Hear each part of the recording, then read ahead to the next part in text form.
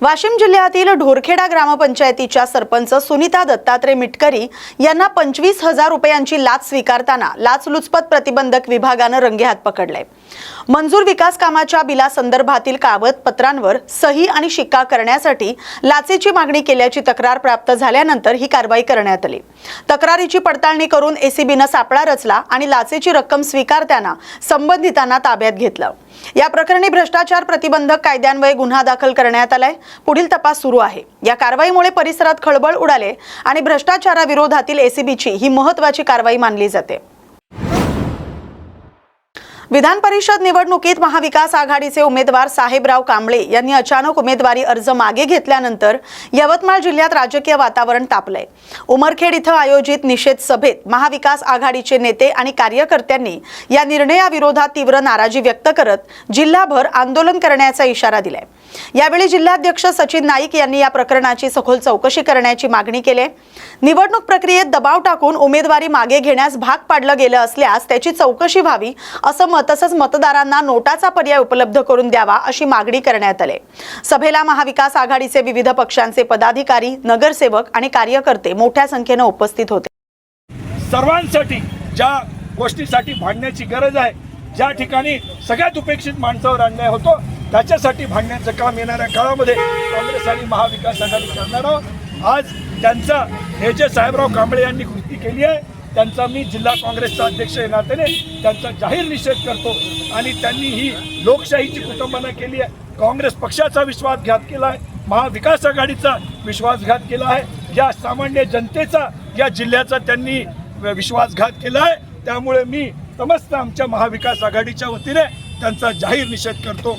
आपल्या सगळ्यांचे खूप खूप धन्यवाद की आपण सगळेजण इथे आलो आणि आपण या ठिकाणी ह्या निषेधाची सुरुवात केली आहे आणि ही केवळ आपली सुरुवात आहे। मला तर आपल्याला सगळ्यांना म्हणायचं आहे की हे गावागावामध्ये निषेध झाले पाहिजे। गावागावामध्ये माझी तालुका अध्यक्षांना विनंती आहे की तुम्ही आज सर्क्युलर काढा, जिल्ह्यातल्या आपल्या तालुक्यातल्या प्रत्येक शाखा प्रमुखाला सांगा की त्यांनी गावात 5-25 लोक बोलावून या गोष्टीवर चर्चा केली पाहिजे। या जिल्ह्यामध्ये अरे कोण हा दुष्यंत चतुर्वेदी, अहो जो दुष्यंत चतुर्वेदी आमदार झाला तो कधी या जिल्ह्याच्या नियोजन बैठकीमध्ये गेला नाही, जिथे येणं आमदाराचं लोकप्रतिनिधीचं कर्तव्य आहे। तो जर एखाद्या जिल्हा नियोजन समितीच्या बैठकीला जात नाही, तो जिल्ह्याच्या सुखदुःखामध्ये कधी गेला नाही। एवढंच काय तर त्यांनी विधानसभेमध्ये सुद्धा, विधान परिषदेमध्ये सुद्धा त्या जिल्ह्याबद्दल काही प्रश्न उपस्थित केला आहे का हे आपल्याला आता शोधावं लागेल। आणि मला तर अशी माहिती मिळाली की तो जिल्हा देश म्हणजे जिल्हा सोडा, महाराष्ट्र सोडा, तो 365 दिवसामध्ये 300 दिवस विदेशातच असतो। मग असे म्हणजे हे जिल्ह्याचे पालकमंत्री ते काय करतायत या जिल्ह्याचं वाटोळं। आधीच मागासलेला जिल्हा आहे, या ठिकाणी खूप काय म्हणता येईल की संवेदनेने लोकप्रतिनिधी काम करणारे हवे आहेत आणि तुम्ही म्हणजे काय पैशाचा खेळ मांडतो, म्हणजे हा केवळ पैशाचा सत्तेचा खेळ आहे। लोकशाहीचं इथल्या सामान्य माणसाचं कोणतंही घेणं या जिल्ह्याच्या पालकमंत्र्यांना नाही, त्याचं भान त्यांना कोणतं नाही आहे। आणि राज्याच्या मुख्यमंत्र्याचा तर विषयच सोडा, म्हणजे काय या राज्यात चाललेलं आहे, कशी लोकशाही टिकणार आहे, कसे लोक उद्या जिवंत राहणार आहेत, हाच मोठा प्रश्न हा आपल्या सगळ्यांसमोर आलेला आहे। त्याच्यामुळे हे मोठं आव्हान आहे आपल्याला। एखाद्या वेळी पक्ष टिकतो नाही टिकतो हा भाग वेगळा आहे, परंतु लोकशाही टिकली पाहिजे। इथल्या सामान्य माणसाच्या अधिकारावर, त्याच्या संवैधानिक अधिकारावर गदा नाही आली पाहिजे। यासाठी येणाऱ्या काळात आपण महाविकास आघाडी म्हणून संघर्ष करू। आपल्या सगळ्यांचे खूप खूप आभार व्यक्त करतो। जय हिंद, जय भारत। अमरावती विधान परिषद स्थानिक स्वराज्य संस्था मतदारसंघाच्या निवडणुकीत माजी आमदार विप्लव बाजोरिया यांनी उमेदवारी अर्ज दाखल केल्यानंतर राजकीय चर्चांना उधाण आलंय। अंजनगाव सुरजी नगर परिषदेतील विविध पक्षांच्या नगरसेवकांनी त्यांच्या अर्जावर सूचक म्हणून स्वाक्षऱ्या केल्यानं अनेक तर्कवितर्कांना सुरुवात झाली होती। मात्र या प्रकरणावर आता शिवसेना शिंदे गटाच्या पदाधिकाऱ्यांनी पत्रकार परिषद घेत स्पष्टीकरण दिलंय। अर्ज भरताना पक्षाचा आदेश असल्याचं सांगून आपली दिशाभूल करण्यात आल्याचा आरोप त्यांनी केला। केलाय। पत्रकार परिषदेत बोलताना पदाधिकाऱ्यांनी एकनाथ शिंदे यांच्या नेतृत्वावर पूर्ण विश्वास असल्याचं सांगितलंय। महायुतीशी आमची निष्ठा कायम असून आगामी निवडणुकीत महायुतीच्या अधिकृत उमेदवारालाच पाठिंबा देणार असं त्यांनी स्पष्ट केलंय। या खुलाशामुळे स्थानिक राजकारणातील संभ्रम दूर होण्यास मदत होणार आहे असं म्हटलं जाते। महायुतीच्या एकजुटीचा पुनरुच्चार करण्यात आलाय। अंजनगाव सुरजी शहर याचा आता असा विचार पडलेला आहे की जसं आम्ही एक महिना गाणं ऐकलं होतं निवडणुकीच्या वेळेस बोले तैसा चाले, पण ह्या गावाचा विकास पाहताना असं वाटून आलं की यांचे वंदावी पावले। कारण हे जे अध्यक्ष साहेब आहेत इथं तुम्हाला सांगतो अंजनगावमध्ये महिलांचा स्वच्छता गृहाचा एकदम विषय ऐरणीवर आहे। जुनं स्टँड, नवीन स्टँड, टाकरखेड नाका, मार्केट, कुठंच महिलांसाठी सुलभ शौचालय नाही। तिथं जुन्या स्टँडवर जे सुलभ शौचालय आहे त्याला ताला लावलेला आहे। नगराध्यक्ष साहेब आले तेव्हापासून ते एकही दिवस उघडलेलं दिसत नाही। रस्त्यात खड्डे पडलेले आहेत, पावसाळा जवळ आलेला आहे। आता सांगा ते रस्ते कधी होतील आणि ते खड्डेमुक्त कधी होणार आहे? तुम्ही नद्या साफ करून राहिले, लोक नदीत राहतात की गावात राहतात? म्हणून माझं शिवसेनेतर्फे हे मत आहे की अध्यक्ष महोदयांनी जसे घोषणा केल्या होत्या गावाचा विकास करणार आहे वगैरे, हे सगळं खोटं दिसत आहे। आता या गावाचा विकास होणे खूप आवश्यक। मी उपजिल्हा प्रमुख अमरावती जिल्हा बाबुराव उंबरकर। हे ज्यावेळेस यांनी स्वाक्षरी केलं आहे तो आम्हाला काही विश्वास घेतला नाही, पण त्यांना ज्यावेळेस आम्ही त्याच्यासोबत चर्चा केली तर त्यांना वाटलं की शिंदे जे आहेत या हिशोबाने त्यांनी त्या स्वाक्षरी केल्या। तुम्हाला विचारलं होतं का? नाही, मला विचारलं नाही त्यांनी। परभणी पोलिसांनी अवैध शस्त्रांविरोधात सुरू केलेल्या विशेष मोहिमेत महत्त्वाची कारवाई करत 2 आरोपींविरोधात शस्त्र अधिनियमांतर्गत गुन्हे दाखल केलेत। दैठणा आणि पिंपळदरी पोलीस हद्दीत करण्यात आलेल्या कारवाईत तलवारी, जबिया आणि दुचाकीसह हजारो रुपयांचा मुद्देमाल जप्त करण्यात आलाय। स्थानिक गुन्हे शाखेच्या या कारवाईमुळे अवैध शस्त्र बाळगणाऱ्यांमध्ये धास्ती निर्माण झाले। कायदा आणि सुव्यवस्था राखण्यासाठी पोलिसांची मोहीम पुढेही सुरू राहणार असं सांगितलं जाते।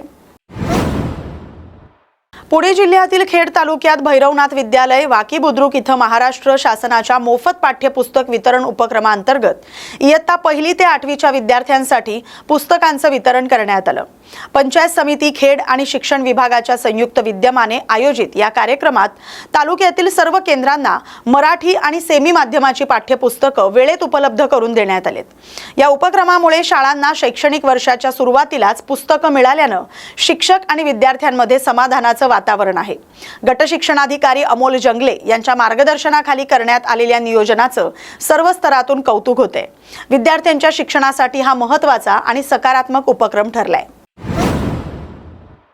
परभणी हिंगोली स्थानिक प्राधिकारी मतदारसंघाच्या विधान परिषद निवडणुकीचं चित्र स्पष्ट झालंय। आता महायुती, महाविकास आघाडी आणि अपक्ष यांच्यात तिरंगी लढत होणार आहे।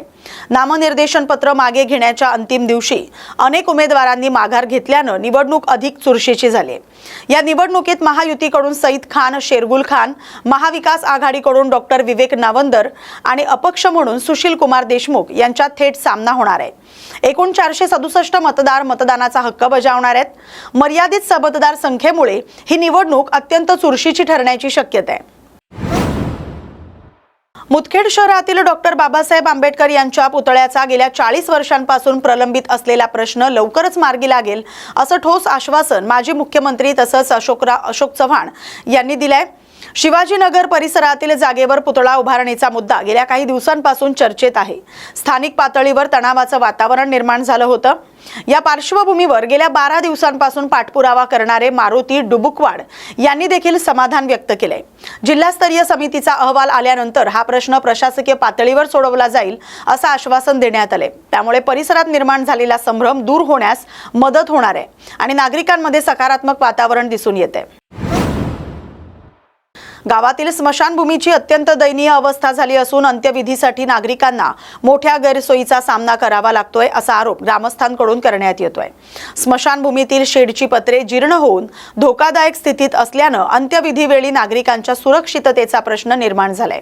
या पार्श्वभूमीवर ग्रामस्थांनी ग्रामपंचायत प्रशासनानं तातडीनं निधी उपलब्ध करून स्मशानभूमीची दुरुस्ती करावी, तसंच पाणी, स्वच्छता, सुरक्षित शेड यांसारख्या मूलभूत सुविधा उपलब्ध करून द्याव्यात अशी मागणी केली आहे।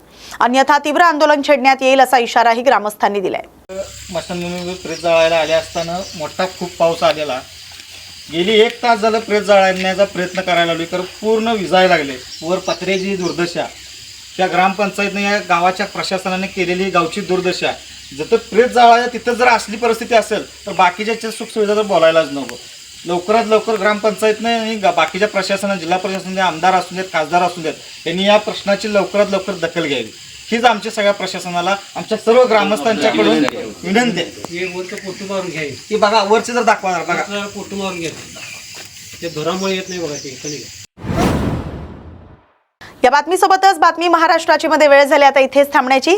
अशाच महत्त्वाच्या बातम्यांसाठी पाहत राहा न्यूज मराठी 24/7. नवा भारत, नवा विचार.